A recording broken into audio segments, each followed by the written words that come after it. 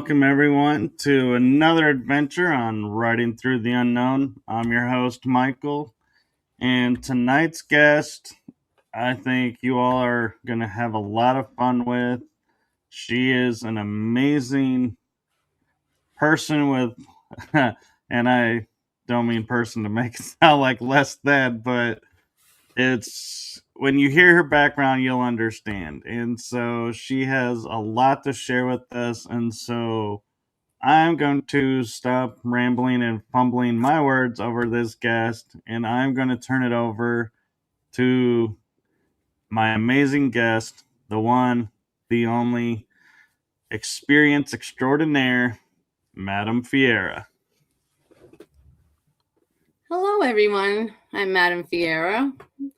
I'm a cosmic empath psychic witch medium and long distance spiritual healer and spiritual advisor.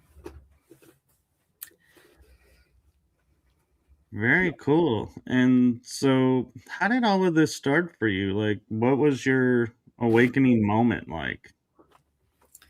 Okay, so I was 5 years old and we had just moved to Rhode Island.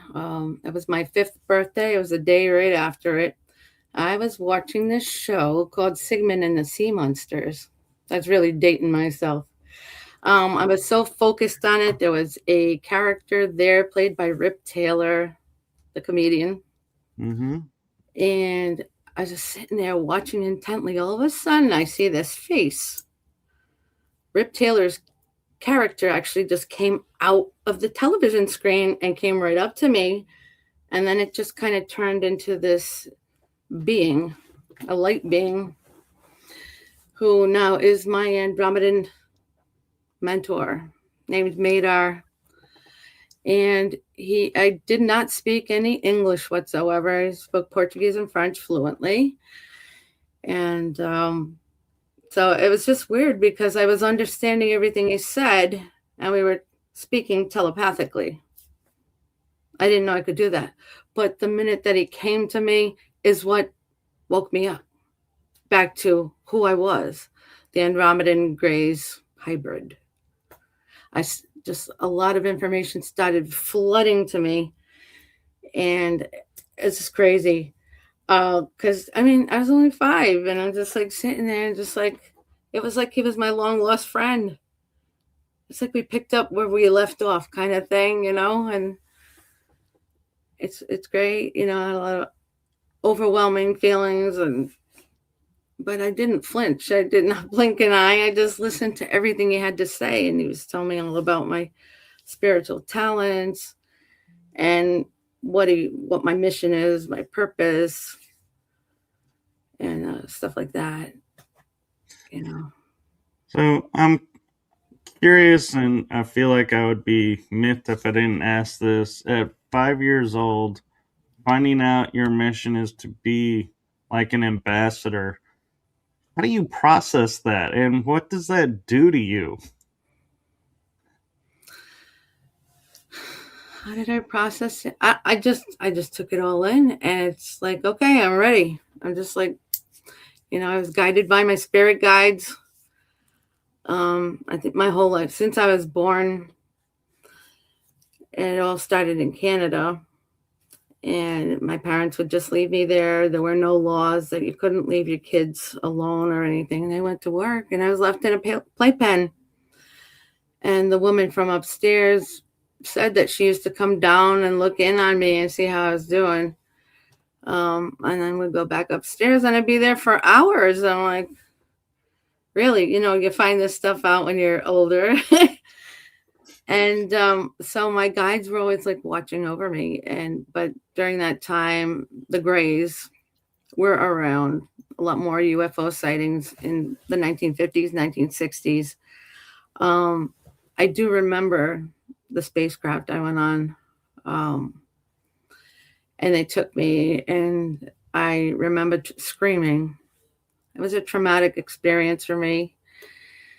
And they put a tracker in my brain and a tracker in my spine. And that was later found as an adult in MRIs that I had done because I had injured my back at work so much.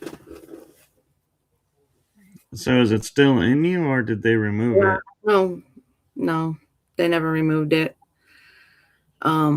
It's too risky to do any kind of surgery. They won't do any surgeries on me at all. Not even the total knee replacement that I need. That's why I had to retire at a younger age. But, So do you think having this experience when you were 5 really like opened you up, in the fact that you were left on your own? Is that why you think that this experience was more like open and more like friendly terms, that you didn't question it as much, because it's like, hey, at least there's someone here that wants to hang out, versus having somebody there and be like, who are you and why are you bothering me, kind of thought? well, yeah, I was led by divine guidance my whole life. I never lost my spiritual sight. I've been seeing in 3D, 5D, or whatever form they want to show themselves. And, I would see my angels all the time, all of my spirit guides, ancestral guides. They would just come around me all the time and just tell me what to do and make sure that I was safe, stuff like that. Until my brother was born, then it's like I was left with him too. Wash him, dry him, feed him, and prick my fingers on the safety pins and dress them and put them on my back and run a mile with them on my back and my backpack and drop them off to my grandmother's, and then I would run to school every day. We didn't have snow days back then or anything. That's just the way it was. But I always, like, if I felt like I was in trouble, if I was lost or whatever, I didn't have to go anywhere. I would just talk out loud. They hear me. They show up in front of me every night. They gather around me. And if, like, lately I've been having a lot more pain in my spine, so they come down and they just kind of do their little healing on me while I sleep. They even help me fall asleep, which is great. That's really cool. And my experience with being awakened at a young age, school kind of was like a 50-50, depending on the day, what, of how interactions were going to be. What did you have the same thing where kids would tease you or kind of look at you differently, or did they just accept you as you are and that was that? Some of them could see me as my alien self, the Andromedan Greys hybrid. I've noticed that because they would stay away. They were afraid of me. A lot of babies do see me because they still have their spiritual sight. Or I'll see the ones that, they want to reach out to me. They'll wave. They'll come up to me and talk to me, and they're not afraid of me because they themselves are probably starseeds. So, yeah, I was bullied and teased for things that I said, and thought I was crazy, and sometimes I had to prove myself, or I would just shut myself off from anybody. I remember junior high and high school, I was very quiet. I wouldn't talk to anybody because they thought I was a quack. Yeah, that seems to be a common thing for a lot of the star seeds that I talk with, is like me especially. It's like high school. Yeah, we kind of had to shut ourselves down just to survive. Yes. Um, I really never cared what they thought. I just hung out with myself. I'm more of an outdoorsy person. So a lot of times my grandmother that was living upstairs, she would catch me outside and I'd be making some magic potions and stuff like that all on my own. Like, just, it all came back from prior incarnations, and even being, a hereditary witch. Like, it was in me anyway, inherited from my maternal grandmother, who came through my youngest granddaughter, Harley Rose, and that's a whole nother story by itself, because she had asked me to check in with my daughter, my youngest daughter, Jocelyn, and to see if that was okay, because she tried going into her, but she's a free spirit, didn't want nothing to do with it. But then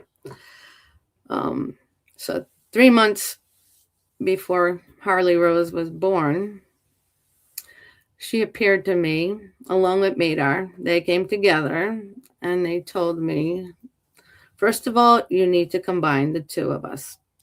You need to have your spirituality with your pagan Wicca. We need that to work. We need the balance. We need that yin and yang, I said, yeah, I can handle that. I can make it work.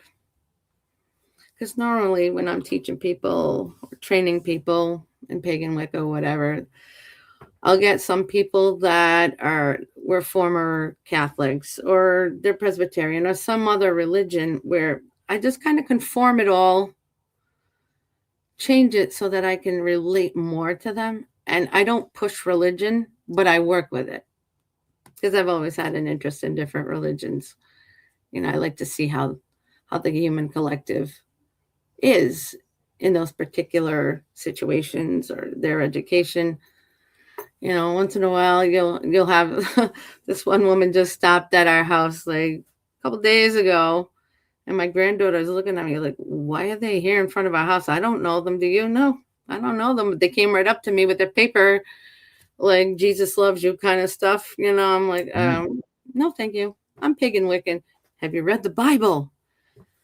I said, well, do you know who wrote the Bible? The Bibles, the original Bible was made by the mystics, the seers, the psychics. That's who wrote those. And it's been changed a million times. So Yeah. Yeah, and it's been, they borrowed a lot from the pagans. You can still see it in a lot of their writings, and it's like, yeah, I don't know why you hate the pagans, because you pretty much based your religion on them, but okay. Definitely, yes. 440 BC, yes, they did. There were it was a whole coliseum of these Roman men that were voted in, and 100 men that actually had to pick and choose what they wanted to take from us, our Esbats, our Sabbats, all our holidays and stuff.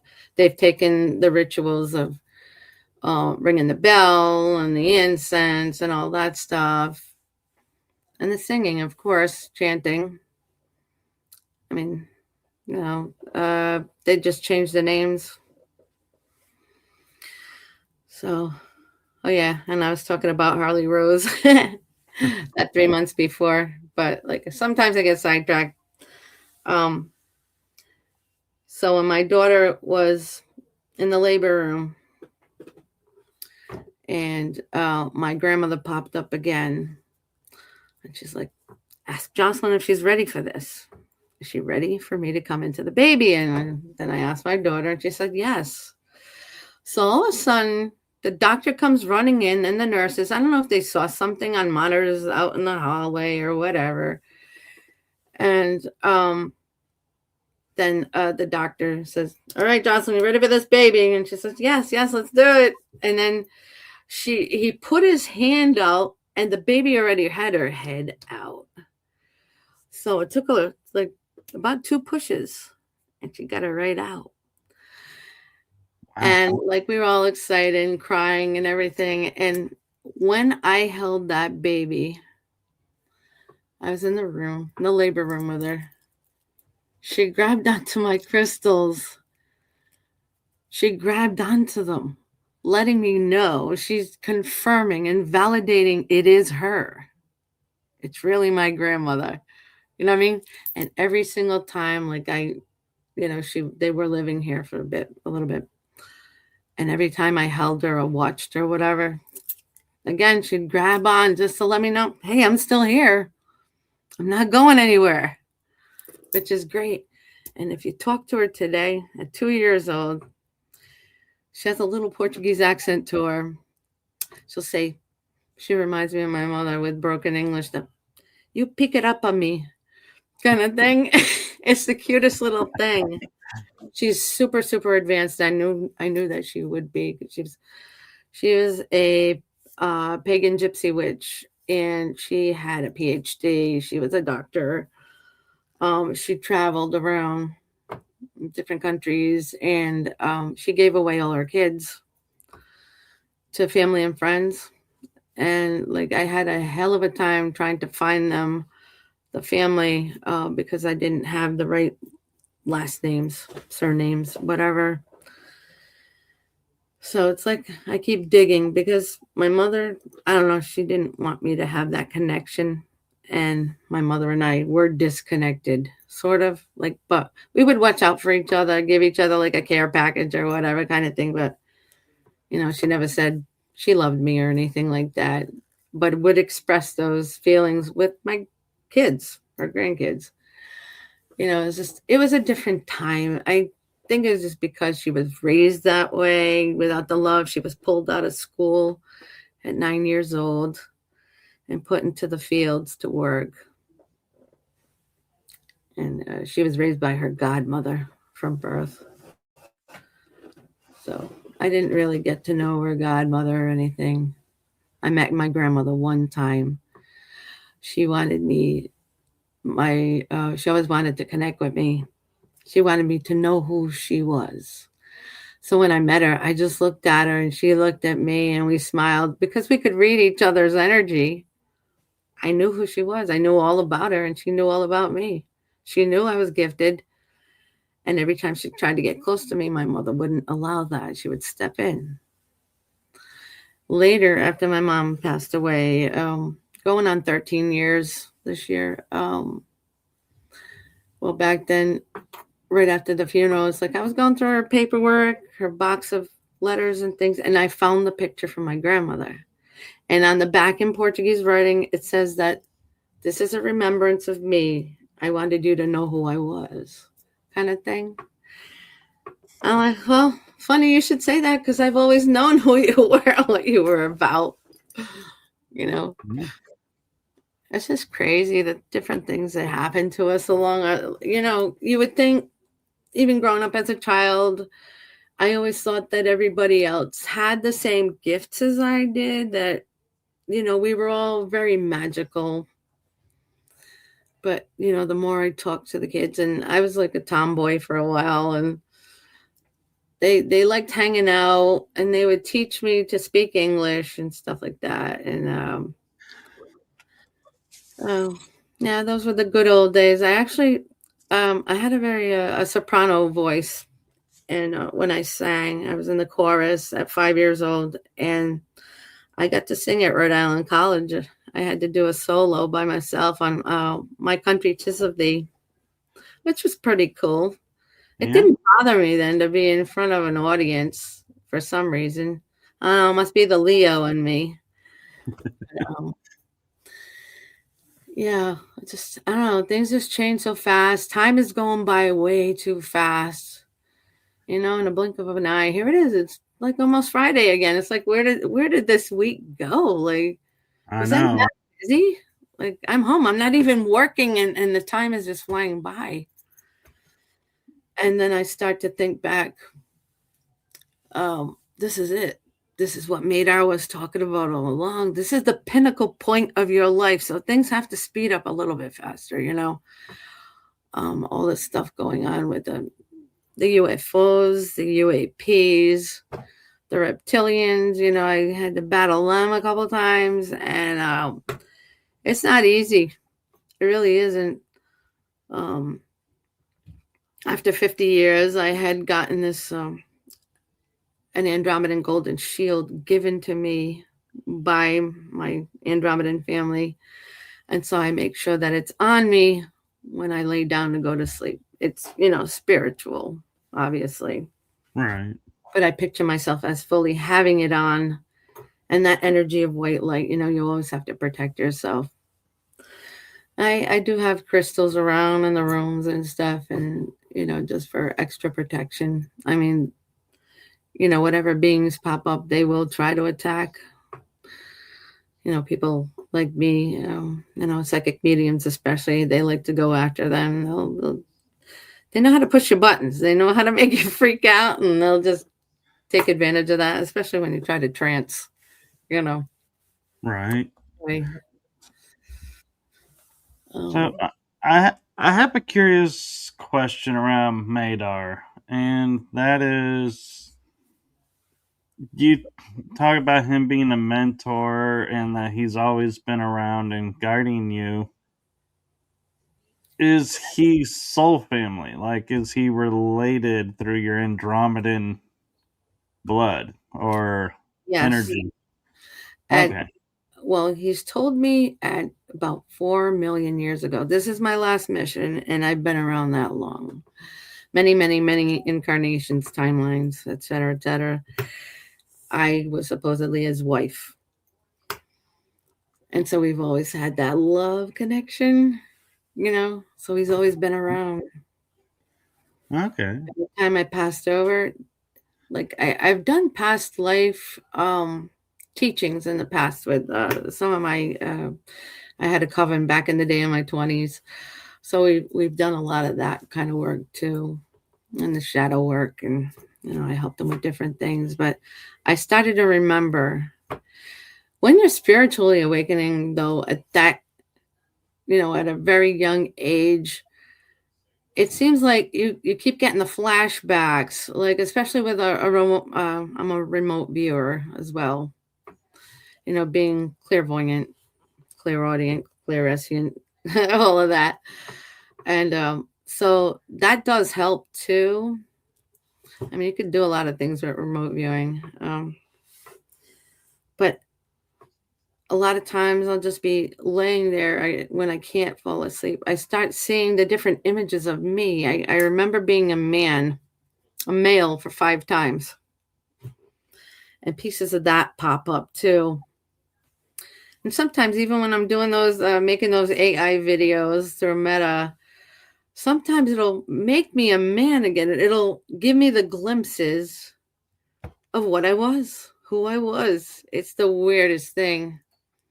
So I have to keep going in there and describing myself all over again so they can make me the way I am now to put it in the appropriate video. But, it's just weird how those random pictures of people, of men, just pop up around, I'm like, oh, okay, I understand now why this is happening. They need me to see it. Every time they want me to learn a lesson from something, I have to experience it first, and then it becomes a channeled message. And that's what I've been doing on LinkedIn for 4.5 years now. And I used to use I would just bring a lot of pictures and just type the whole channeled messages about those pictures. And so I'm teaching through the picture, almost like a Rosetta Stone kind of thing, where you see it's a word picture association. So you're learning the language a little bit faster. Well, that's what they do with me. And so then I started making these videos. I would just type in what it was, what happened, or what they did to me that would bring about this other picture and turn it into a video, which is also helpful. Yeah, my last one was about manifestation and how I just, your brain only believes in the now. So it doesn't matter if it's true or not. You keep telling yourself, I am rich now. I am full of abundance now. I'm a very successful businessman or whatever. It can be anything. And just keep telling yourself out loud. I do this during showers. It's a lot easier to remember to do that. And your brain believes it. So it brings it to you. You're getting that divine connection from the universe. The universe always has your back, and it's always going to put you in that right path, and your guides are going to keep you on the right path. And then we get into numerology, that kind of thing. You'll see it. I don't know. I don't think that everybody's spiritually awakened yet. But, one way to find out or to realize when the doctor would say you have tinnitus, the ringing in the ear, constant ringing. But it's not like that where it's on and off. You'll hear a high pitched frequency sound in one of your ears, and it's always the same ear, and it's usually the left ear, unless you have like some kind of hearing problem in that ear. But that's the way that our angels communicate with us, and also through the synchronicity of numbers on license plates, bulletin boards, on receipts, anywhere you can find numbers. That's your spiritual message. They all numbers have meanings, and you can easily look that up on Google search and all that, until you get to know the numbers really well. But, that's a whole other topic.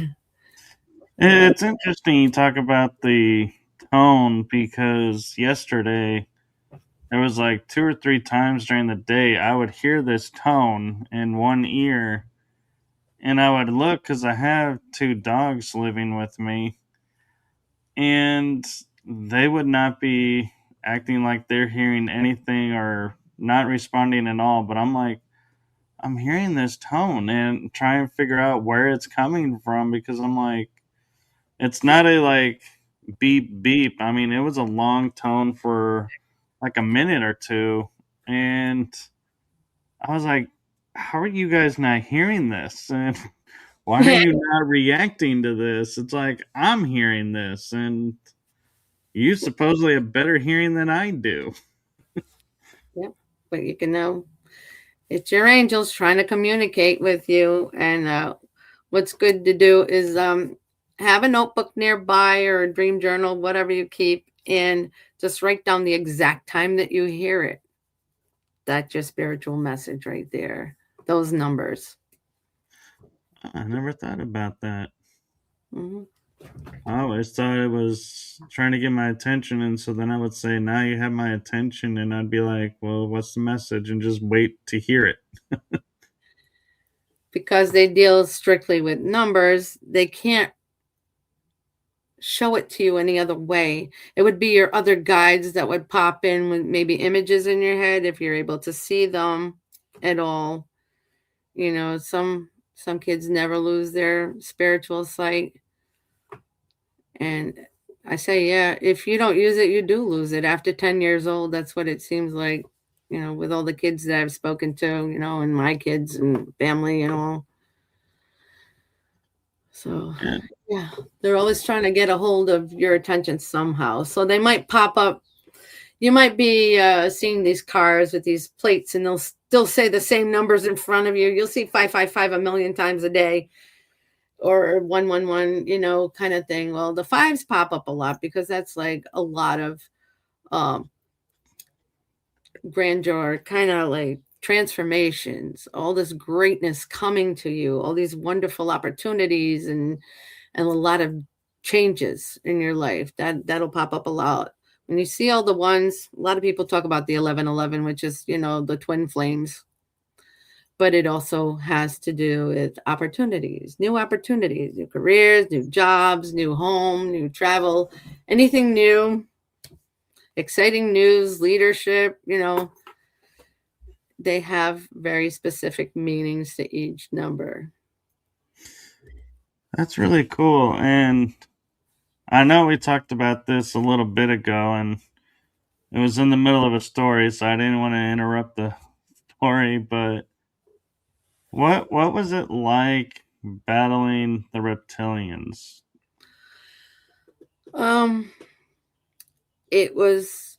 I thought it was going to be harder than it was because I'm fighting off these. Well, they have demonic presence, and they came at me.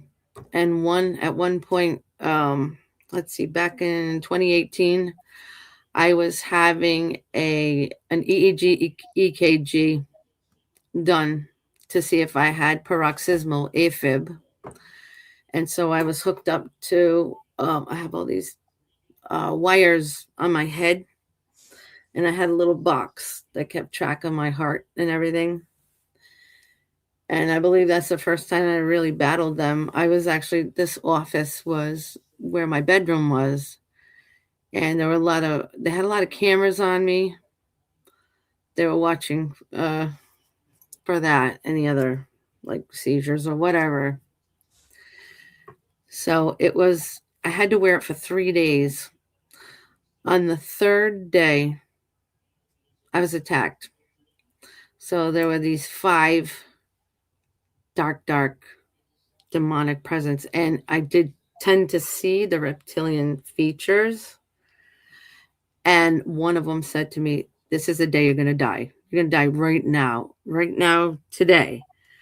And as soon as I heard that, I started yanking all the wires off me. I was trying to pull, and at the same time, I was yanked and thrown back into my bed.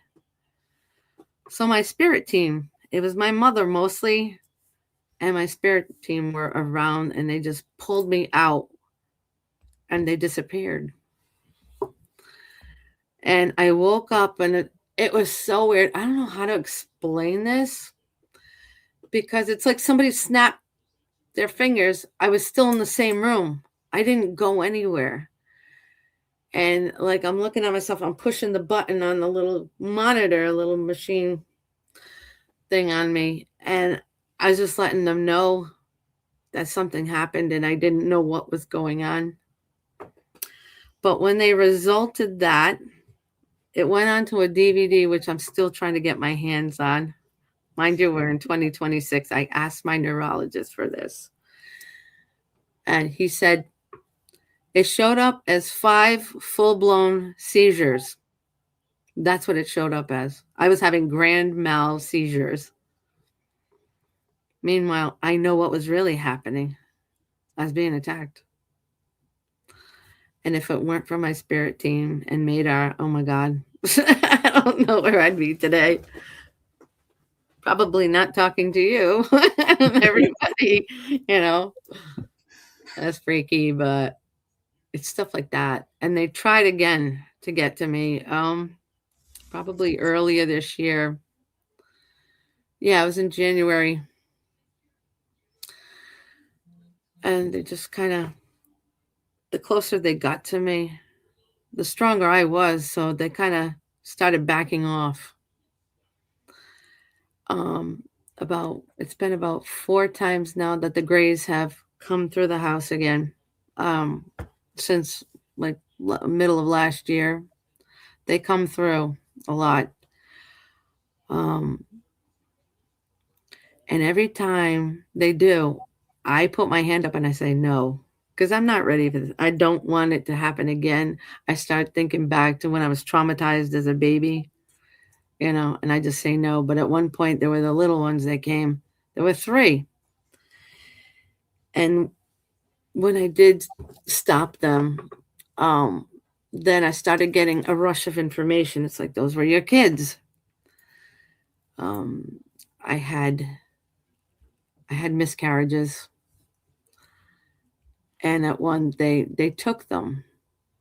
They put me through this trance, or some kind of thing where they just had to put me out, put me to sleep, and they took it from me. So those were the children that were coming back to see their mother. Crazy as it sounds, that's happened to a lot of people that have been the abductions, by the Greys. Actually, it doesn't sound crazy to me at all. Yeah. I've had a guest that she wrote a book about how she would be pregnant, and a few months into it, go and go for her checkup, and they're like, "Why are you here? You're not pregnant anymore. Exactly. You don't even show you were ever pregnant." Yeah, And it's crazy. Yeah, it's just unbelievable. I don't even know why they do that, but I know they're working on adding to their race, because they don't have a soul. So that's why they're a dying breed. So that's why they take the humans so much. Even the hybrids. I think at some point they just stopped. They would take me and they'd look at me and just return me right away because they realize I'm a half and half breed. You know what I mean? Yeah. Even though I got my tracker on me, they know. And even if you look outside my house, you'll see up in the sky, you'll see there's about like, I don't know, I counted about 18 of them the other day, but they're in triangular form. They just, you know, 3 in a row of UAPs and they're all around the house. That's a protection sign, the triangles, especially in palmistry. But I know that they're out there. I'm always doing the videos too. I'm posting them, and you know, they don't want me to do videos, but I want the human collective to see what's really happening. I need them to believe this. I need them to see this. You know, 'cause I know the scientists don't really believe in that. Doctors too. Um, they're still saying no. We don't have any. There's no such thing. You know, but I know. I know the truth. Right. I speak the truth. All right. And so, does Madar introduce you to other beings out there, or? Yes, well, there's a natural portal here coming through the roof, through my office and down into the closet behind me. I have met tons of them. They had told me I was a multi-dimensional interpreter, and I have gone before the Galactic Federation, and I know I'm an ambassador for them. And he takes me up there once in a while. And so I'll get to meet the different kinds of beings. And I know I accidentally kind of pissed off one of them that came in one time. And because I didn't really believe it was an alien at first. Like, I'm like, I'm not drunk. I don't drink. I don't smoke. I don't do anything. Like, why am I seeing him? Like, you know what I mean? Like, here in my closet, like, of all the places. And it just made this weird face. And I said, hey, you're really kind of cute, though. Where are you from? Are you from like, I just like, you know, goofing off, trying to see what I can kind of Oh my god! know. I'm just picturing an ambassador hitting on a representative. I'm just playing around, and I'm like, "Are you from like Pluto or someone somewhere?" Like, no. He made this really weird face at me, like he's from Neptune, and then he disappeared. Oh, I was going to say Arcturian. It sounds like the way the Arcturians might respond. Yeah. Oh no. Oh yeah. That's another story. Yeah. I did meet the Arcturians before back in 2018. So if you've ever heard of Lori Ladd or Phil Good, Yeah, the name. Yeah, sounds really familiar. yeah, they are ambassadors for the Arcturians. They're constantly conveying their messages and everything. So Lori Ladd has this website, and at the bottom of the website, she had this meditation thing, and it said "Meet the Arcturians." I'm like, oh, that's cool. That sounds like fun. Let me do that. Let me see if they really show up. So I turn on my laptop. I download the meditation. I'm like, yeah, we'll see. We'll see if this is real. And I'm laying there, and she guides you into it. And then all of a sudden, I see them. I'm like, is this for real? They're like 8 to 9 feet tall. They're so loving and compassionate. Like you can feel that energy is super loving. And they started doing healings on me, and they're touching me, putting their hands on me, doing these healings. And I was just like in awe. I'm like, oh my God, this is amazing. I can't even describe to you that feeling. It's just, you know, love is just so overwhelming when you get it in high doses. You know what I mean? It's Oh yeah. like, you know, here I am. I never thought that could have happened, but it was real. It was all real. I'm like, this woman is not a fake. you know, and it's just amazing just to meet them. And when it was over and the meditation ended and then my screen went blank, all of a sudden, Madar comes running in. He bolts down the hallway and he told me, "You're not Arcturian." He had never told me I was Andromedan until that year. And I just sat there and I cried. I'm like, "I'm Andromedan? Oh my God, like, why didn't you tell me?" He said, "Because you're not listening. You're not listening." Because back in when the day that he woke me up spiritually, like I said, "What do I call you? You know, how do I get your attention?" It's like, "Call me the Sandman." That's what he said. So every Yeah. time I heard that, the Sandman and that song, Mr. Sandman, Bring Me a Dream, that, Right. I'm like, oh, that's where they get it from. It was just, I'm like, oh my God, this is great. I'm Andromeda and Grace. Hey, this is amazing. But I had to do some more posts about that, but I was on other social media and, people thought I was wacky. I even got into the other, the IMVU, Second Life, those ones Oh where yeah. you get the different avatars, they're cartoony. And I tried to reach out to people, ask if they wanted me to do a reading. They're like, they take off because they think I'm going to charge money. I was doing everything for free for 50 years. I never charged anything. The only thing I charge for now is when I'm doing my full palm readings, all lines, which I actually have my daughter's my daughter Jocelyn's book. And I do Oh like wow. I put a lot of pictures in it and like I just kind of incorporate everything with her reading, what it's showing me. And she is a starseed also. Not everyone is starseeds. You could have one child that is and the other three aren't, but all of my children are, thank God.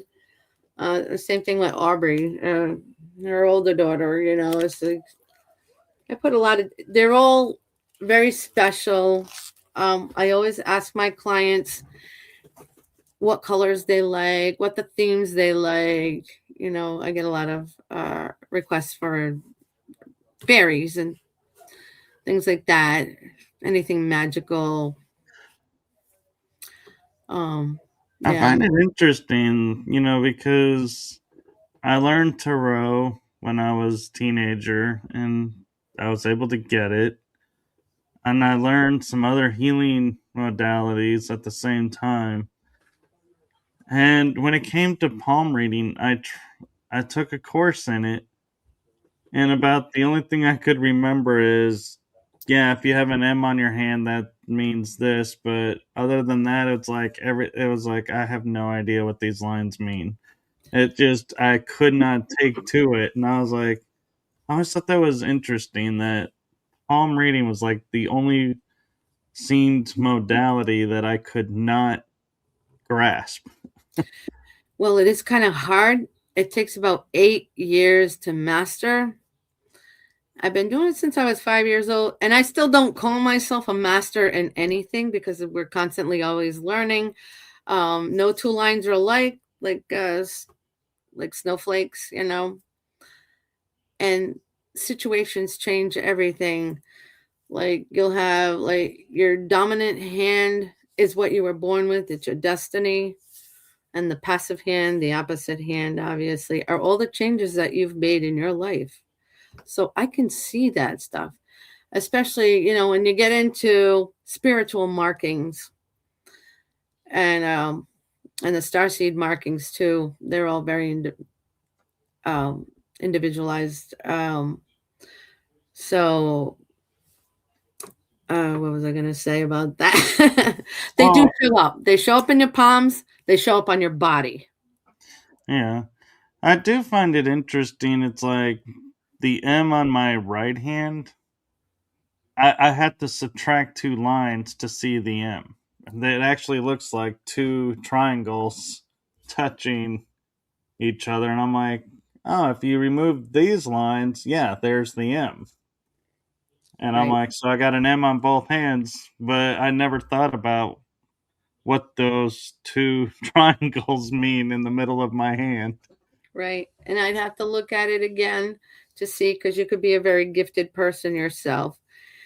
And, the lines are, like I said, the lines are always changing. It could be a little circle on there, it could be triangles, squares for protection, special gifts. You'll see little stars. They're like the asterisk. There's just so much to learn. You can't just look at a book and say, okay, I know it. No, you Right. don't know it. My oldest daughter tends to call me once in a while. It's like, Ma, can you look at my friend's palm? I'm like, well, you know what? I'm charging for that now. It did when I make an appointment. But they go by pictures. I'll take pictures of their palms and then I'll do the reading. And sometimes they want it emailed, which is a lot quicker. But if they want the book form, it can take 1 to 2 weeks, depending on how many lines are there. Right. Everything shows up in your palms first. I've seen so many, like 43 years of doing paralegal work and my nursing work. And I would always look at my patients' lines and I'd see, like, if they had a certain disease. Like, I've picked up lung disease in one of the nurses I worked with. And she's looking at me like, lung disease, really? I said, yeah. And especially look at the clubbing in your nails. So she went to her doctor. Sure enough, it was the beginning of lung disease. And she was away for so long. I think she was out for like a year. And then when I saw her back again, I looked at her hand again. It was like perfectly normal, the way it should have been. And it's just so wild that, everything is represented by your body, your thoughts, your dreams, like Right. challenges, everything. Even if you've gone to jail, like I noticed the littlest things, and then people will ask me very specific questions, like, should I do this? Should I go there? Should I travel? Shall I take this job?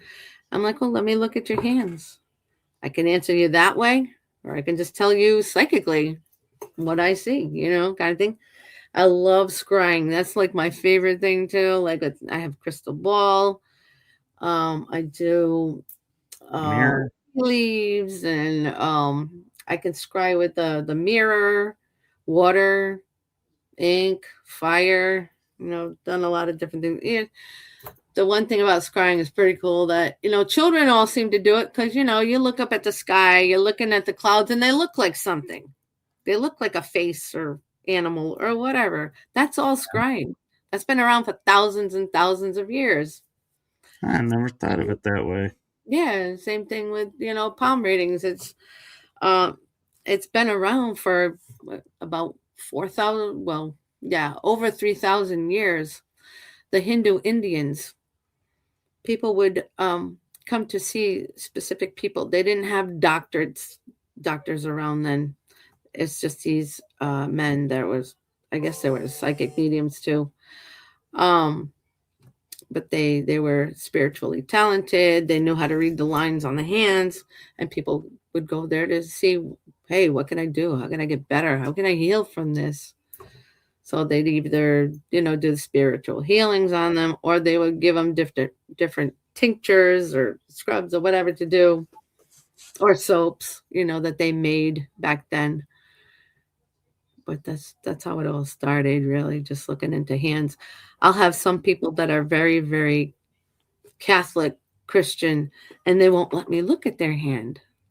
They say it's in the Bible, it's bad, it's witchcraft, it's this, it's that. I'm like, well, it's been around for thousands of years. I don't, you know, you don't want me to see it? That's fine. That's okay. Yeah. One thing I will say though that I find interesting is like if you hold the hand where it's like kind of like you're holding a cup, like cupping motion, there are certain lines that'll start to appear, and then when you hold the palm flat, those disappear, and it's like, oh. And so, do those count as lines or Yes, they do. okay? Especially if you put your two hands together and you'll see a big these lines connect. That whole line. was, Yeah, it's a whole nother set of talents because I have to look at every tiny little line that connects to those specific lines that'll have a different meaning for someone else. You know what I mean? Like I said, no two lines are alike. so when you say like putting the hands together and you can see the lines connect and everything, and it's like holding a book. I've often heard that expression, I can read you like a book. Is that where that comes from? I believe so. I've heard that too. Definitely. Yeah, there's a lot of information in books on palm readings, but I think when you get into the nitty-gritty of it, you can't put it all down there. But they start off with teaching you with curvatures, squares, the different symbols and things like that, and how you put it together, how you read it. Yeah, but it does take a lot of practice though. It can be draining at times too, if everybody wants it done at the same time, but just I'm like, here, take a number. Let me write you down my book. Next. Yeah. Now, when you talk about scrying, I've experienced mirror ball and the mirror, or crystal ball, and mirror. I get that, and I'm imagining fire is when you're looking at the flames and you can see stuff in the flames. I've done that. But Mhm. water, I've never heard of scrying with water. That's how I tell people to do this first before they decide to invest in a big old crystal ball, where they would take a lead crystal cup and fill it 3/4 of the way up with water. Light a little tea light candle or regular candle, whatever you want. I usually say a white candle for peace. And so this is how they would train. They would look into the water every day, spend like, up to 20 minutes just gazing at the water. You never want to stare at the water. You could say a prayer or something, while you're doing it, whatever, but you just think of something, ask a question. And eventually, when you get really good at it, you're going to see clouds in there in the water, and you'll ask a question. It'll either come up for positive or negative, and it's going to go back down, or it'll stay neutral in the middle, meaning it's a maybe. But it all starts with that. You want to practice on something like that before you go gazing into a big old expensive crystal ball. Water is probably the easiest thing to work with. Yeah, I find that, you know, interesting because, like, I was at a fire pit at a conference last July, and we all were sitting there and just like we're chatting, and all suddenly a couple of us were like, "Hey, look! It looks like there's a guy dancing in the fire. Oh, look! There's this in the fire." And we were like instantly like looking at the fire and going, "Oh!" And we even were like recording it on our phones and going, "Look at this! You could see this on the phone. Look at what it picked up. That there's this, and that." And we're like, and I never thought of it as scrying. I just thought we were just, seeing stuff in the flames. And the more you work with that, then you start to eventually see like your spirit guides, spirit animals, all different animals pop up. They're giving you their specific spiritual message through that. So that's what I tend to do a lot when I get into the psychic medium stuff. I'll also look into a flame or whatever my guides are telling me. Hey, check their palms.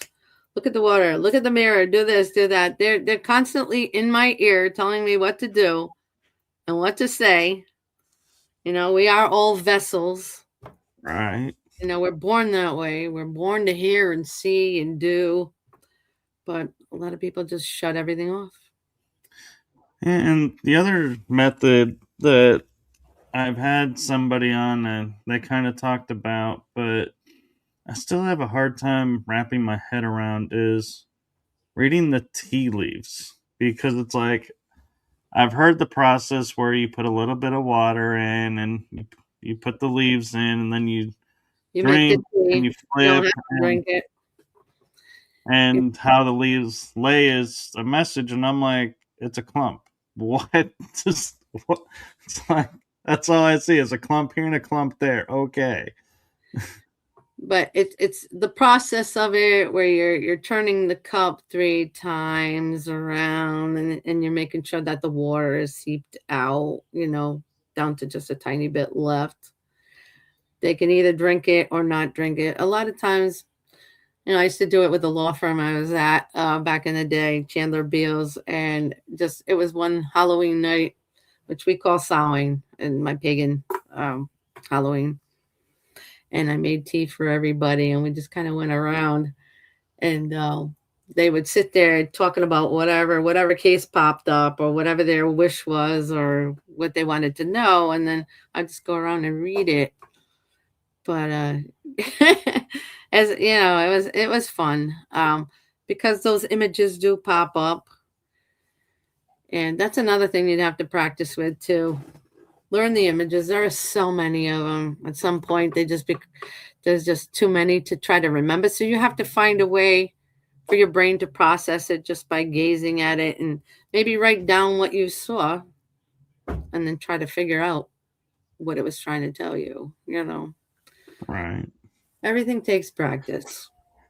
Yeah. Oh, I understand that, and it's yeah. I think that was probably my downfall was like Reiki energy. I had a natural gravitation towards and could easily use it, and other modalities like visualizations I could get behind, and I think that's why I was able to do tarot easily. Is like I could visually see, and it's like, oh yeah, I get this. Okay, yeah, I see what this card is saying and how it translates. But then it was like palmistry. I was like, nope, it's not really natural coming to me. So yeah, that's probably why I was like, yeah, this isn't for me. Because I was like, I was in that mode of if it ain't easy, I ain't doing. Yeah, you have to really want to devote yourself to it. It's definitely its own religion, kind of thing. You got to really be devoted Yeah. to Do learning. I'm kind of curious, talking about like star seeds, hybrids, and little attributes like that come through. I wonder at times, how like I can pick up dowsing rods and they will work right away for me. And then I'll see people will pick them up and they're struggling to get them to respond. Yeah, I don't And use them at all. or, like tarot, reading the tarot or, other things. I often wonder if that those devices register, hey, your star seed, okay, we connect, we're done, we're good right away. Um, I wouldn't say that. There's a lot of spiritual people that have a higher frequency, so they're able to use these things. But like I said, yeah, not everybody's a star seed. And star seeds are from other planetary systems, star systems, other galaxies, and there are a lot of earthborn star seeds that I've run into too. But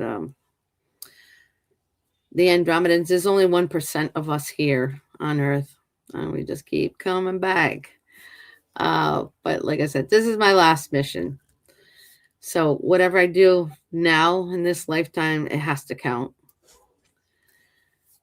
And yeah, Octurians is only like, I believe it's 3%, but I seem to find tons of other different ones, and it's just like, oh, it's wild.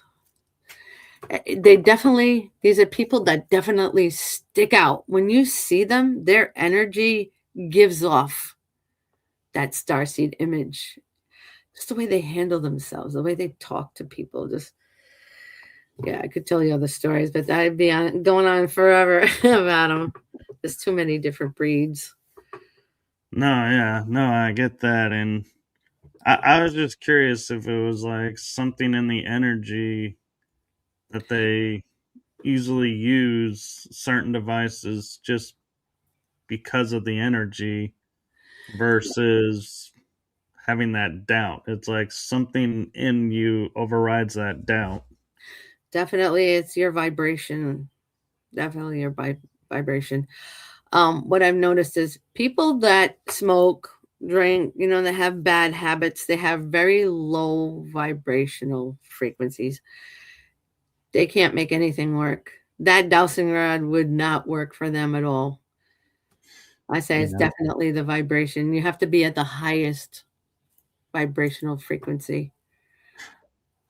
And I find it kind of interesting because, like, I'm a hybrid. I know I am. I got different star seed in me, but it's like I hear people like say like, oh, if you drink, you can't do this, and I'm like, and so I'll be like, really? And I'll go and I'll have like a dark beer, and I'm like, and I'll go to use it, and I'm like, it seems to be working just fine.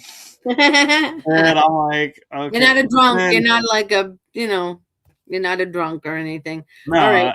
Maybe yeah, a maybe a glass of wine once in a while or a beer here and there, but not, these people that are doing it every day, all day long, yeah. really abusing Well, it. I found out in talking to a medium that I was like, they were channeling my guides, and I was like, I asked him, I was like, how come I can sit there and have like 3 beers that are really high volume alcohol and feel like all I've had is water? And then they go, well, we don't want you drunk. We don't want you affected by the alcohol, so you're not affected by it. I was like, oh. I was like, well, in that case, I'll just random. I rarely drink now because I'm like, well, there's no point. I was like, if I'm never gonna experience this, why put a lot of money into it? It's like I'll have one here and I'll have one there, but yeah, and so, but I think it's also though my mindset is I'm not the type of mindset of going, oh, so you're going to tell me you're going to keep me from, so let me get a 12 pack and down it all at once and prove how good you really are. I'm like, no, I just am like, well, thank you for that. Okay. And move on. And your guides are still going to pop up behind you. They're still going to want to give us their message to Yeah. pass on to you, kind of thing. Just because you drank doesn't mean they're not going to come out. They're going to say something. They might give you a warning or something, Or But like a they're look. always around. They don't go away.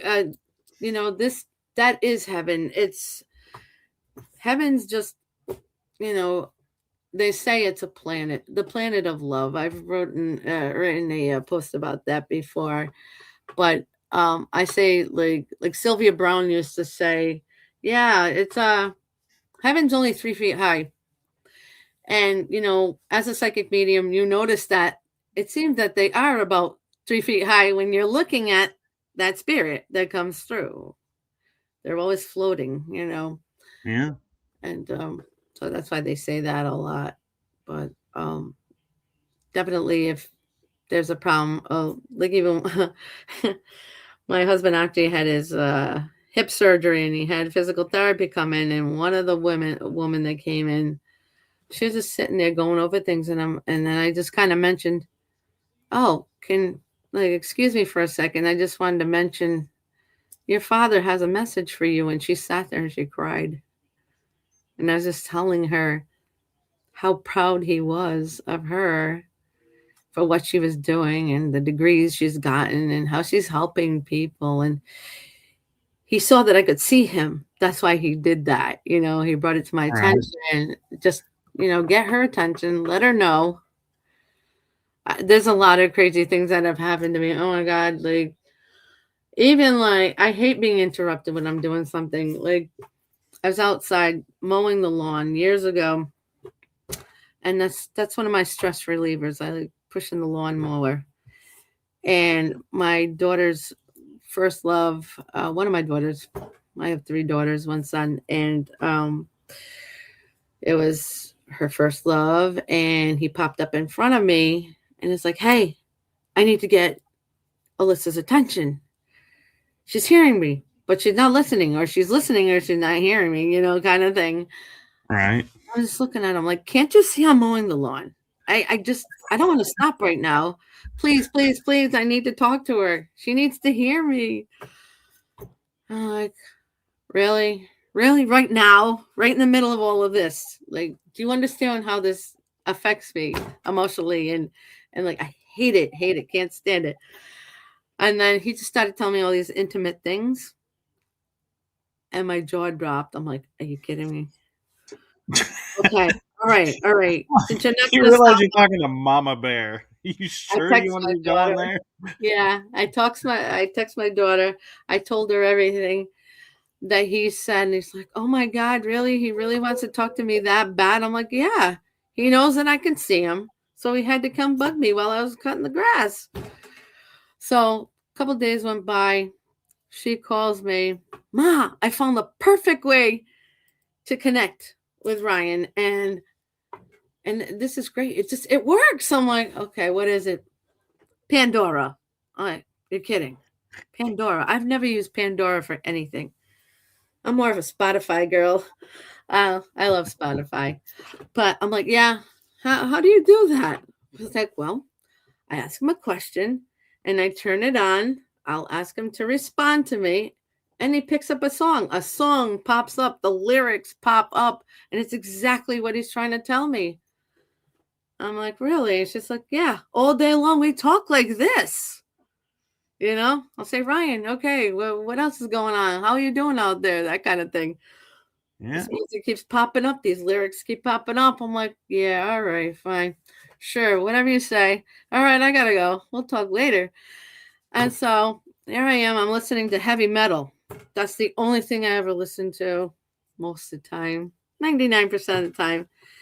And I was doing dishes and I had the music on. All of a sudden, this song comes on next. It was called Madre Naturale, which is Spanish for natural mother. And I started crying because that's my mother coming through. She's letting me know that, yes, it does work. We'll come up through any which means we have just to get your attention, just like the angels, bringing out those high pitched frequency sounds in your ear. It's like, wake up. We've been trying to communicate with you for a long time, and we're going to keep hounding you until you know exactly what we want you to do. Right. Listen, listen, write down that time, write down those numbers wherever you see them. That's how we connect with you. Yeah, I like how like I can be listening to a song and I'll crank it up because I'm like, I really like this song, and then a few minutes later I'll flip channels and the song will come on again, and I'm like, nah, move on. And I'm like, I really do like that song, but and sometimes I'll go, well, I just heard it, so I don't want to hear it again. But other times I'm like, I don't know, was it just for that moment that I was like really into the song and it had a purpose, and then the next time I Always. heard it, message was delivered, so I lost interest in the song and moved on. And one of the things that my parents always thought that was kind of funny about me was I would grow up and I would naturally go to like either 80s music or the golden oldies, like the 60s, 50s. I'm like, oh man, you put those on and I would be entertained and just sitting there enjoying the songs. But it's like, yeah, nowadays it's like, yeah, every once in a while I like to put on the 60s, and my parents are like, why do you have an affinity to the 60s? You weren't even around yet. I was like, I know, I just do. Probably reminded you of past lives. Yeah, like I would connect that with I would listen to these things. My father had huge collections of, vinyl, and when he left when I was 17, so it was a really sad time. It was close to Christmas time. So I would find that music somewhere or buy the vinyl or whatever, just to remember those feelings, the Yeah. feeling and the connectedness that we had because we were so close. Yeah. What's kind of funny about that is like my mom passed in April, and being metaphysical, I mourn the physicality, but I still talk with her and everything. And I was looking at Amazon and I was like going through my wish list because I was like, well, I'm going to order a book. And I'm the type of person, I'm like, if I order one thing, I'm going to, scan through the list that I have and make the order worthwhile, not just Exactly. one thing here, one thing there. And I saw that I had earmarked a movie that we liked on Hallmark. And we listened to it because of one song at the very end of the movie. It was like the whole point of the movie. And it was kind of comical as it's been in there for like 4 years, this movie. And I looked at it and I saw it and I was like, put it in the cart. And I got it. And I'm like, I have it set on my shelf. And I'm like, this Christmas, whether it's on TV or not, I am watching that movie. That's it. And so it's like, and my mom would always say to me, you buy all these movies and, do you really watch them? I'm like, yeah, I do actually. I will find myself going like, I need to laugh. Well, I'll go find a comedy that I have and put it in, and I'll be laughing for a while watching this. And I'm like, cool. And when I find it on TV, I'm like, I'll record it on TV, even if I had the DVD and watch, and but it was interesting. And I always would have like sci-fi space movies. Oh, me too. And one of my guides goes, and I said, I find it interesting that if you ask me genre, I can't say this is my genre, but I have movies about it, but not all of them. Some of them I just don't. And they go, well, the movies and the TV shows that you watch and you go back and watch is because those are your story. Definitely. Now, the stuff that you see and you don't go back and watch, yeah, that's entertainment for you. And I'm like, interesting. And I went back and now it's like I'm starting to piece things together and I'm like, oh my God, I now understand what they were talking about. And I'm understanding these shows much different than I did when I first watched them. Right. You're interpreting it a little bit different, a different perspective. Yeah. Exactly it. The universe is always sending you signals. They might repeat something, a few times until you understand, hey, it's for you. Yeah. Listen.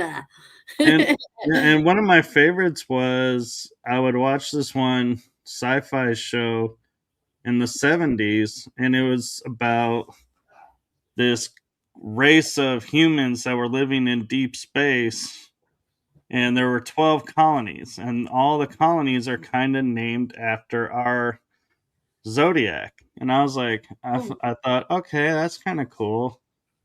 And it kind of glanced over me when I first watched it, what the mission of the show was. Well, then I was talking with someone and they're like, yeah, there's all these cultures and, it's like there's 12 of these, 12 of these. And I'm like, there was a show that I watched that had 12 in it. And what was that? And then I was like, well, there's the Knights of the Round Table. There's 12. And I was like, and there was something, and it's like I started, and then I turned on and I saw it on TV and it goes, where are the 12 colonies? And I was like, that's the show. And the 13th colony they were looking for that was lost was Earth. And I thought, how ironic is it? We are, isolated ourselves from the galactic, and here the galactic isolated themselves from us.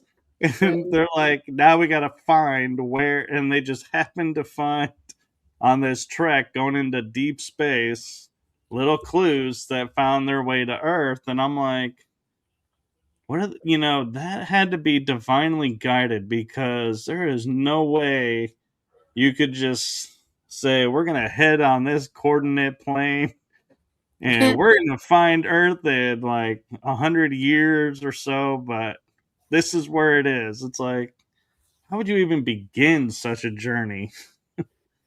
Yeah, and weren't there scientists were sending out radio signs too, right? Right? Like radio um, messages and things that they've sent out there to space. So they were already here for thousands of years, buried in underground in the water and volcanoes and ridges, mountains, and they've been around for a long, long time. And you'll see them all depicted in different paintings, and Yeah.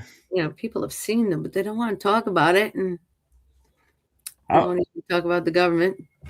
no, I know, and I always I was talking with this company that my parents used for cremation, and they will send for like $13,000 ashes into deep space in a container.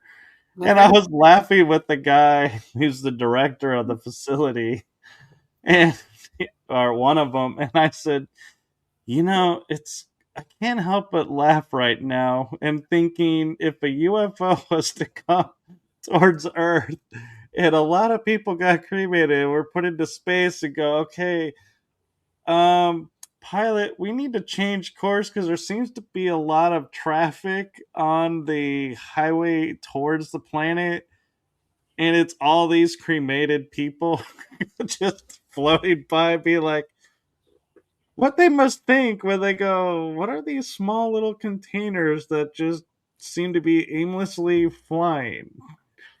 lines What? up with the other debris over around Saturn. It's like, They do them for the ocean too now. And you can even do it, put it into a book, and it turns into a tree. There's so many different really? companies now out there. Yeah, I've seen that. That sounds interesting because I love to read Yeah. books. So that'd be cool. Yeah. Although that would be kind of creepy if you think about it being like someone who's in psychometry or one of the Claires and you pick up a book to read it and you're like, why am I starting to get this person's life story and Right? everything that happened That'd be to them? cool. What is this? And be like, this doesn't even relate to this book. And it's like, oh, this is so and so and a book form. Okay. So cool. Yeah. I think it's got part of their essence. Same thing. Yeah. I was just thinking about when you have a house and you grow up in this house, and then you end up selling the house and you leave. If ever you come back to that house at some point, like the house remembers you, it has a piece of your essence within the walls, within the home. The energy of the house doesn't change. You're still there. It has that same kind of connection. We all connect as one in the end. We are all Right. one. And everything that you've ever touched in your life, it all has that piece of you, proving that we are all one, you know, Yeah. And direct connect. it also brings up like deja vu, because we walk into places and and now I start to wonder, is deja vu like one of the Claires activating? Because you walk in, like I've walked into someone's house Premonitions, for sure. and I was like, hey, can I get a glass of water? And she's like, well, yeah, let me go get it. I was like, no need. I know where it is. And she's like, how Mm. do you know where it is? I'm like, I don't know, but I know it's the glasses are in this cabinet. Your silverware's in this drawer. And she would open the drawer and I was right. And she's like, how do you know this? This is your first time being here. I'm like, I have no idea. It's your gift. You know But that stuff. it, yeah, I was like, that was like deja vu, but it didn't feel like a deja vu kind of feel. It's just, yeah, it's definitely, yeah, because with clairvoyance and remote viewing, you can see past, present, and future. You've already been in that house a million times in your mind, so it remembers, you Yeah. know. I've thought about that if that was like a memory coming back and being like, but then I was like, is this a memory of, am I going to live in this house in the future or in the past? did I live in this house? You've already been there most of the time. You're getting those flashbacks, the memories. Yeah. So I'm also curious a little bit with you and, having like paranormal encounters, having all these clairs. What is it like for you to, like, if you go out on a walk or like walk through a mall or walk through a park, do you like start picking up on everybody going by, or are you able to kind of say, hey, this is not the time for this, and kind of in essence, kind of like mute it? Well, I pick up on people's energies too because being empathic, I know when to stay away from someone. Especially narcissistic people. Their energy is the worst. It's horrible. Um, yeah, but people like us here, with the clairs, with the remote viewing, it's even like I'll be laying down or listening to music, especially I can hear like my favorite band singing, but I actually see them with remote viewing. I see them. I see their mouths moving. I see them singing and dancing or whatever, presenting themselves. And that's what's cool about remote viewing because it's like you could be talking to someone and it's like you have this little television screen on your right side and you see what's going on. So you're able to tell the person if you're doing a reading, especially you can tell them what's going on right now, past, present, future, what happened. You can get a feel of that, what the situation is, and you can let them know what's going on. You can warn them, that can happen anywhere. You could be walking through the mall, you could be just notice something and it's like, hey, I know that this is going to happen or that's going to fall or whatever. Someone's going to run up behind me. Like I'm always expecting something to happen, It's different in the office. The office is like the abyss. You never know what's going to happen, what's going to fly at you, like especially with that door that opened earlier.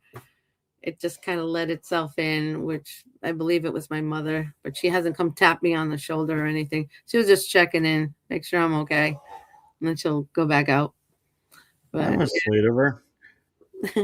And real quick, I want to ask your opinion on something of the notion of like bilocation. Do you think, like, if you're a remote viewer, do you feel like you could control and bilocate faster and easier than others, or those are two separate set of skills and you're just lucky if you're able to do one or the other? I believe because I'm an astral traveler that I can do that. Definitely.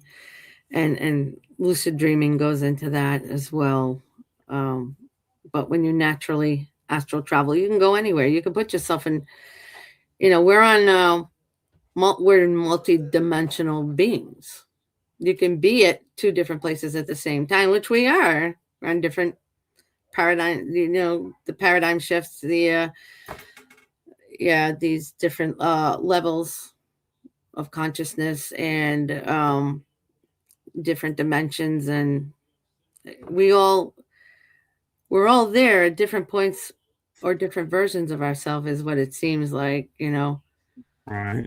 different dimensions. And but I think that with remote viewing and clairvoyance and stuff, we're able to do it a little bit easier. I just think because we do it naturally, like when I lay down, go to sleep, and I astral travel like right away. I'm always in a different place that I've never been before, and I come back and sometimes I write it down, keep note just in case I physically get to see it. But that's my experience with it. I just it's all about, if you can astral travel, if you find yourself doing that. I remember when I first started doing it back when I was a little girl, like I felt like I was going to fall off the bed when your energy, your soul is coming back into the body. And, Yeah, I've had quite a few weird experiences with all of that.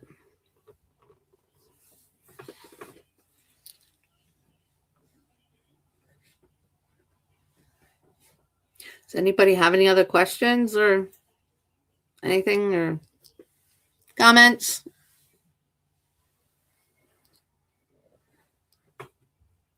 So I know my battery's about to die out and I don't even have my cord in here. It's in a whole nother room.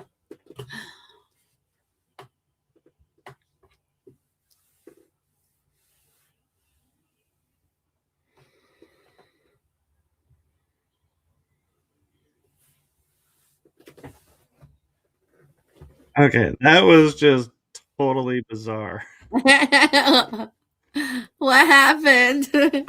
So there was a flash on the side of my, like, over here when you first started talking about it, and then I saw your screen go like it was closed, like you left and came right back in. But I was And here I all was along. like, okay, so the spirits are doing something, and then all of a suddenly it goes, something went wrong. We can't connect. And I was like, okay, spirit, stop messing with the feed right now, please.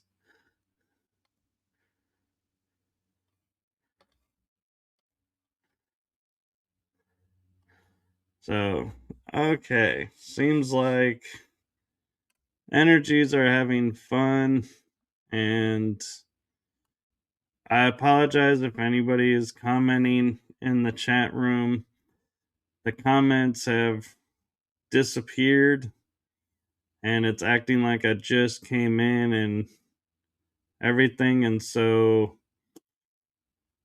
please, if you do have a comment or if you have commented while that glitch was going on, please do let me know what your comment was, and we'll see if she comes back. Seems like the spirit world and the energies are saying enough on this topic. Time to get going, and so we'll see. And let's. I'm gonna text her real quick to see if she's gonna be popping back in or if she's having the same issue I have.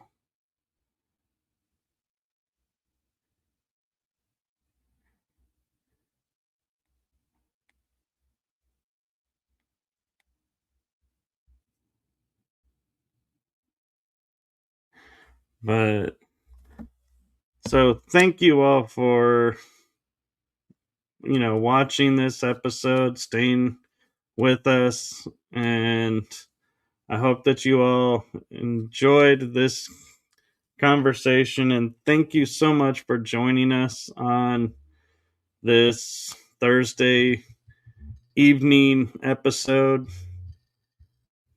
Oh, here she comes in. I had to go on my phone. I had to run for the I charged this, fully charged my laptop before I went on it. I can't believe that died on me like that. Yeah. It usually lasts a long time. Like I can use it for days. That's nuts. And so I asked everyone because the chat room disappeared. I lost all the chats that they're Oh asked god. any questions or anything. And Jasmine Silviera on LinkedIn actually is asking, is that what happens when you are dreaming and shake out of your dream like you are actually falling asleep? Yeah, that's all part of the astral traveling. Yeah, and that is my cousin, by the way. Oh, well, there you go. We connected through ancestry DNA. That Yep. is really cool. Yeah, I've known her for a few months now. I did her palm reading too in a book form. She likes it now. Her son wants it done too. 10-year-old. So No, that's really cool that, Ancestry is doing that for you guys and you're able to connect after all this time. I reach out. I can read their energies, so I start messaging people like, or I'll see the like Andromedan signs or starseed signs on their face or something. Usually comes in as like triangles, triangle, like birthmarks, or squares. You can see it on their arms. We do have another question that came in, but I don't know. Do you have time to answer this question? It is SYL Cola 457 is asking, how can I learn to astral travel? I've done some posts on that too. Like I said, it starts with lucid dreaming. If they want to reach out to me, I can give you my email and I can, Mhm. maybe send them some instructions. A lot of times I do send free instructions on different things, you know. Um, Madam Fiera at gmail.com. Uh, I believe that's in the description, but let me put it on here real quick in the comments just in case. Madam Fiera at gmail.com, right? Yes. Okay. And I think she was saying her name is pronounced Sylvia. And she said, "Oh, yes, please." And so here Great. you all go. Here is the email address.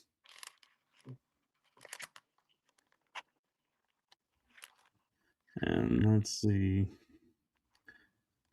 She's she's saying, "Oh, thank you, Miss Fiera."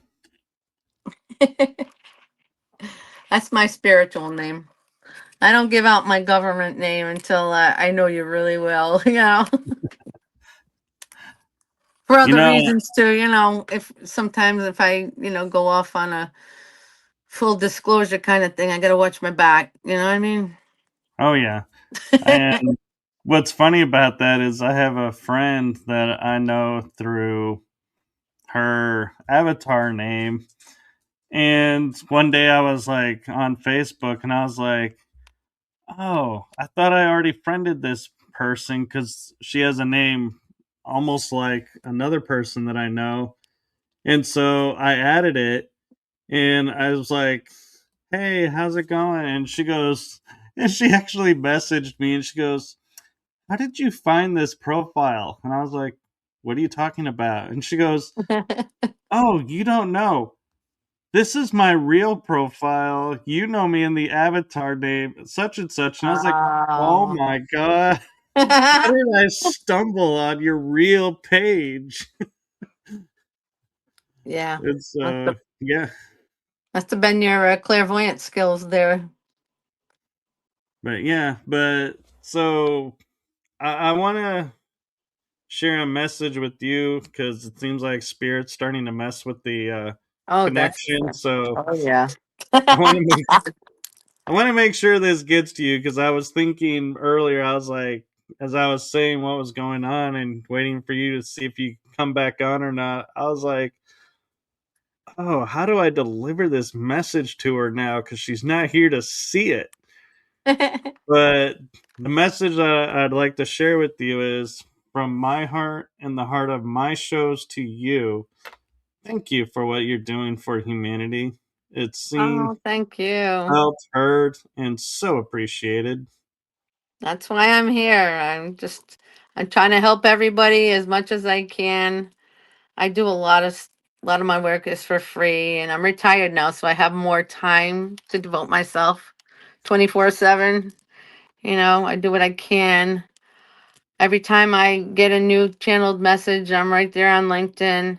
Sometimes I'll post on Instagram, but they never really took me that seriously over there. I was just treating Instagram a little bit differently. A Right. few And posts here and there, but I'm kind of surprised by LinkedIn because it's got this persona of being like professional it is. career building website. And then it's like you go on there and there's like mediums and psychics and channelers and all kinds of energy workers. And I'm like, I get the energy workers, but I'm surprised LinkedIn wants to, allow this because it's kind of still a little bit on the fringe. And it's like, I'm kind of impressed sometimes the kind of profiles and some of the material that comes through. And I post these shows on LinkedIn, and I wait every day, every like the next day after I do some really controversial shows,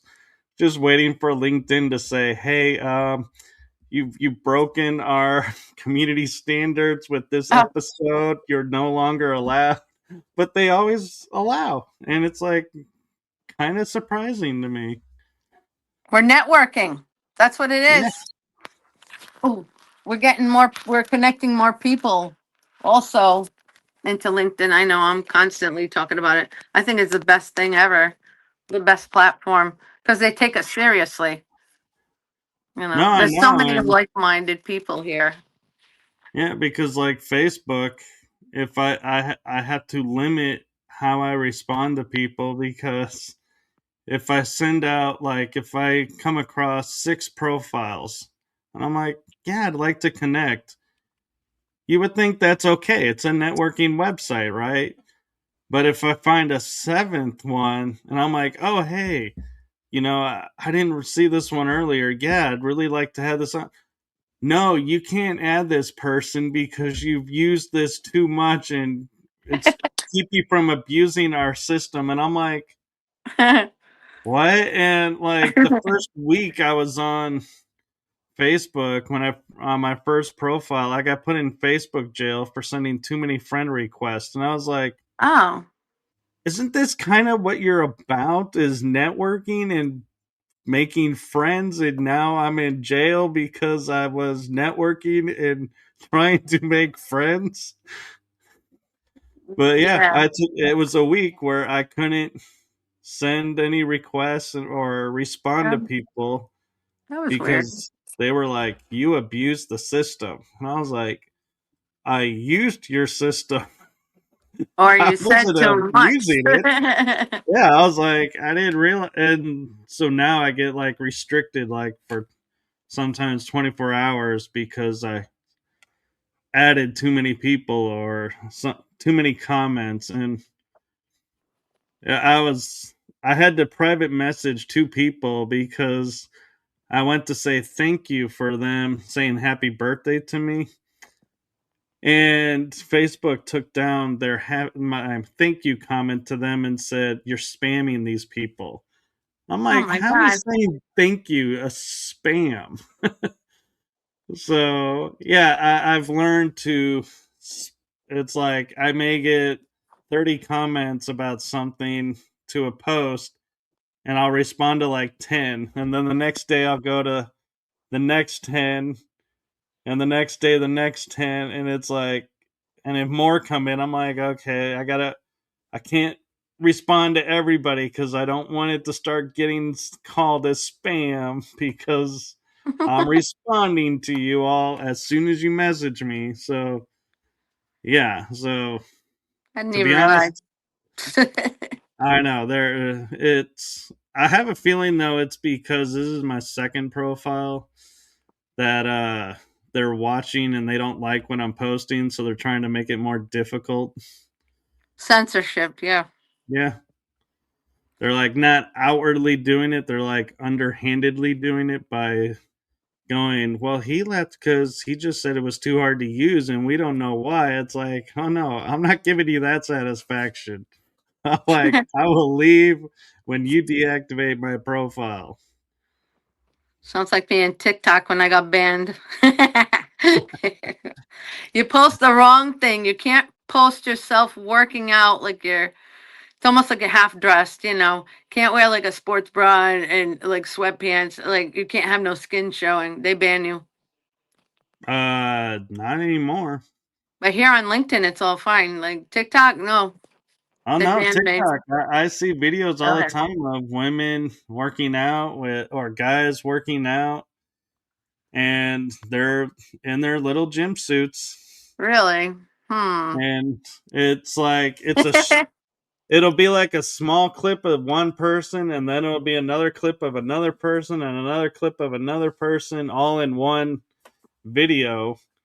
And that's probably how they're getting away with it. It's not one person for the whole time, it's a series of people. And it's, yeah, and I will agree, it is unreal sometimes what you have to go through. And like, I can post reels, but then like the next day it'll say like, nope, we can't upload this reel. I'm like, I've been uploading this reel for like a month now. Nothing's different. And trying to get professional monetize mode, they'll be like, well, you got to post a reel once this week. And I'm like, well, I can't because you won't allow me to. So, you know, I don't know what you want me to do with that. So, oh well. And now I can't, now they've made it to where I can't even see what I'm supposed to do in a week for Oh being no. monetized and stuff. They're like, you have done 0% of what you're supposed to do this week. I'm like, Oh my god. well, that's because I can only see 0% of what I'm supposed to do right now. It used to be like 30 posts, and I'm like, okay, I have a week to make 30 posts. I can do that. Is it like controlled But, by AI or anything? oh, yeah, Like an automatic Autobots? Like, Meta controls Facebook now, and they control Instagram oh, and WhatsApp. okay. And so, yeah.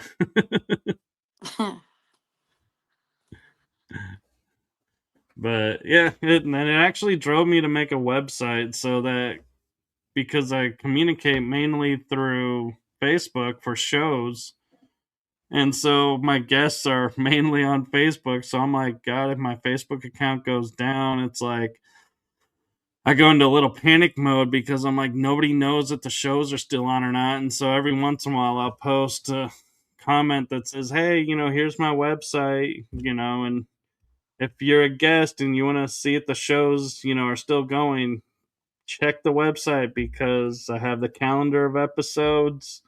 I have Hmm. the the shows, if they're active right now or not. And so I'm like, yeah, really, it's like I'm like coming up with ways of keeping it active when I can't always be active in the normal ways. And it's a headache trying to find websites for some of the guests and being like, do they have email? Do they have alternate communication besides Facebook? Please tell me they do. Yeah, I tore down my website like twice. You get all the views, but sometimes they're just not calling you, and it's like, what the heck's going on? What did I do wrong? It's like, oh, man, I got to start all over again, or hop on someone else's, like findmagicpeople.com. I was on that for a little bit, and I wasn't getting anyone calling or whatever. So I was thinking maybe my prices are too high or something because that's when I had started charging a few years ago. And it's like, I don't know, maybe it's just not none of that. Maybe I just have to go and talk. Just Yeah. speak to people and just like, hey, I'll give you a discount. Anyway. Yeah. Oh yeah, they're freaking No. out over here. They're doing stuff on my phone. It's like, that's it. That's it. You've had enough. You said enough. Yeah. Well, we actually are at almost an hour and 45 minutes. And I'm Wow. like, wow. Oh, holy moly. What are you doing to my phone? Okay. Well, They're thank you for going coming nuts. on. And Oh, I'm thank so you for glad that. that we met on LinkedIn and Yeah. through. And Thank for you so some of much. you also who may be watching, we met on LinkedIn, and we also, I think around the same time, met on 5D Healerverse. So shout out to Trish and her group and to Hi, sister. LinkedIn. I love her. She's awesome. She is. She is like so busy. There are days where I will turn on and see all that she's doing and be like, God, my life is just being wasted right now compared to what she's doing. I'm like hardly doing anything. It feels like compared to her, and I'm like, yeah, I gotta stop doing that. She's on her mission. I'm on mine. Mine just seems to be a little easier than hers. I guess depends on what you're working on. Anyway, yeah. Yeah, but yeah, she's a busy little bee, and more power to her. She is like always somewhere doing something, it seems like. It's nice. Yeah, you get to travel around and live out of your backpack or Yeah. suitcase. Yeah, she's everywhere. That's awesome. I wish I could do it. I wish I had the funds to do that now. Maybe eventually at some point. I thought about that, but then I was like, it's like the fame. When people are like, I want to be famous, it's like, have you talked to a famous person? Because I think if you do that, you'll change your story because it's like famous people, they're always having somebody watching them. They're always like their whole life is being scrutinized now. And Yeah, it's like, paparazzi. you really want that? And it's like, well, no. I'm like, yeah, so don't go the fame route then. Yeah, I am related to someone famous too. But yeah, we don't really communicate too much, and because she's always on the go, always doing something. So Yeah, and I kind of like having privacy, and I don't need my whole life put up on splattered out there. screen or Definitely. and so yeah. So well, and on that note, do you have any upcoming projects or books or anything that you're working on? I am working on my book, my life story from spiritually awakening at 5 years old. Convos with Madar, a starseed memoir. That's what I'm calling it. So I got to get to writing a little bit faster and using that word to text mode. Oh You can yeah. use. That's what's great with AI, where you can like read out everything you've written, and then it'll get saved in there, so you can just basically copy and paste and put into Google Docs. That would be a lot easier. It has a word count in it and everything. You only need 40,000 words for a novel, you know? That's Yeah, I know. all. What I do actually with my books is I use Word because if you self-publish through Amazon, they prefer Word document or PDF. And so I'm like, okay, so and I know the book is going to be 9 by 6 or 6 by 9, however those margins are for the books. So I Yeah. preset the Word document to that size. So then I'll just type into it everything that I'm thinking about or wanting to put in the book. And then it's like, I know from the first book that I published, if I want a hard copy, I need 80 pages. Paperback is like 24 pages, and ebook, I think, is whatever, pretty much whatever you want. They don't care on the ebook side of it, but it's like, yeah, and so I do that to kind of set my mindset. So I'm like, okay, this is a book. This is how this is gonna work. And I've never been able to get the page numbering to work because it always wants to do the title page as page one. I'm like, that's not page one. Page one is the first chapter. But it will, and so this book that I'm working on right now, I'm like, I'm just doing the chapters, and then I'm gonna upload and probably put into a new Word doc and have the cover and everything on it, and see if it'll maintain that page number. If it alters it, I'll be like, oh, I can't do page numbering. But yeah, because people ask me like, "Hey, what page is this on?" I'm like, I don't know. it's it's in this chapter. It was in this part of the book. It's I think towards the middle. I'll because it's not easy to write a book actually as it No, seems. not at all. Except for children's books. You only need like 120 words. Yeah, but a I lot draw of my own. pictures. I like drawing my own illustrations too. Um, I wrote a book, Nana's Angel in the Sky, but I haven't published it yet. So I'm thinking of self-publishing. The fees aren't So as high. Well, actually, there is no fees on Amazon, but the reason I went with self publishing, actually, to be honest, is I didn't want a publishing company to read it and be like, okay, this editor is going to edit your material and make it sellable. And I'm like, well, that sounds all nice and dandy, but that editor doesn't know me. And so this is my story.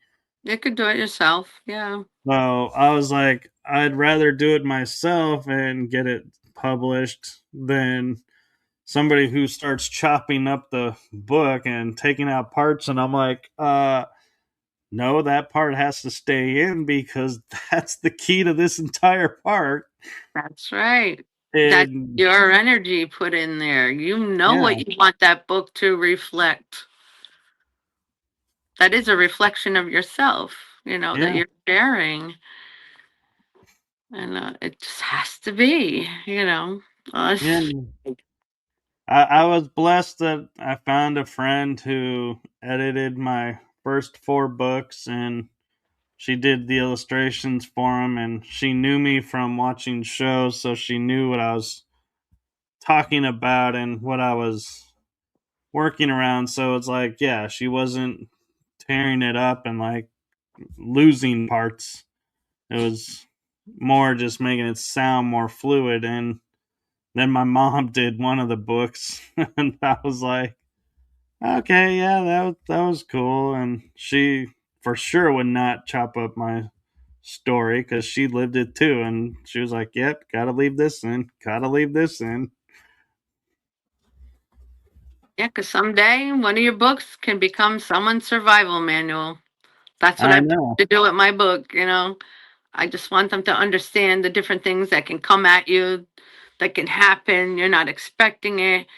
I want to warn people. That's usually what I do with readings too. It's always the warnings that come up. I do the remote viewing first. I go into a trance and I do that and I let them know what's going on right now. The situation now. Is that what you were asking me about? That's it. That's your answer right there, kind of thing.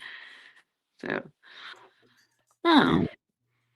Well, thank you, and thank you for coming on and sharing, and thank your you. story and trusting me to be a podcast to come on because I know not all podcast hosts are the same, and so thank you for trusting me and coming on.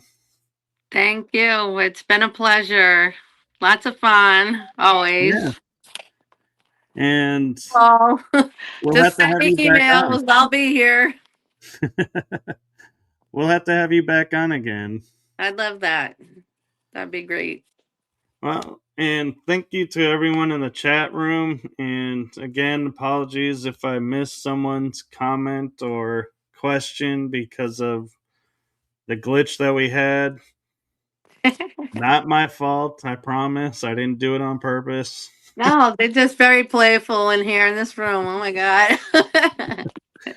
But do follow, if you have LinkedIn, do follow Madam Fiera on LinkedIn.